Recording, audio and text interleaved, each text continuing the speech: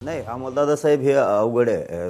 अंकी सांगणं, संख्या सांगणं हे अवघड आहे. कारण यावेळेसचा मराठा अन्यायाविरुद्ध त्याला आता न्याय पाहिजे.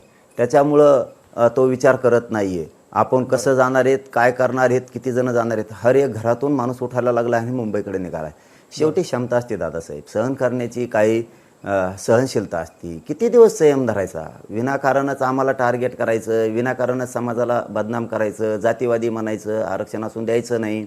आमचं हक्काचं ओबीसीचं आरक्षण असून कुणबी नोंदी आहेत, गॅजेटियर आहेत आमचे, हैदराबाद जे सातारा संस्थान, ते समाजाला कळतं दादा हे गोष्टी, की आपल्याला जाणून बुजून वेठीस धरलं जातंय, आपल्याला जाणून बुजून अन्याय केला जातो.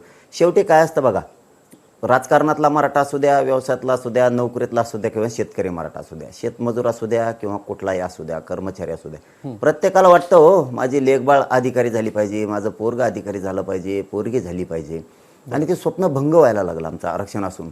म्हणून मराठीनं आता लोकशाही मार्गानं पण पेटून उठले. आता मुंबईत काय निर्णायक टप्पा आहे आरक्षणाचा, आंदोलनाचा हा निर्णायक टप्पा आहे, विजयाचा निर्णायक टप्पा आहे.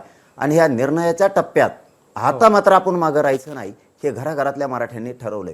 म्हणून मुंबईत मराठी बैठकीला जे दिसत नाहीत तेही मुंबईत दिसणार आहेत, आणि जे बैठकाला दिसतात तेही मुंबईत दिसणार आहेत. खूप संख्येनं मराठी मुंबईत घुसणार आहेत. अशा मुंगीला सुद्धा मध्ये शिरता येत नाही. मिळेल त्या रस्त्यानं मराठी यावेळेस मुंबईत येणार आहेत.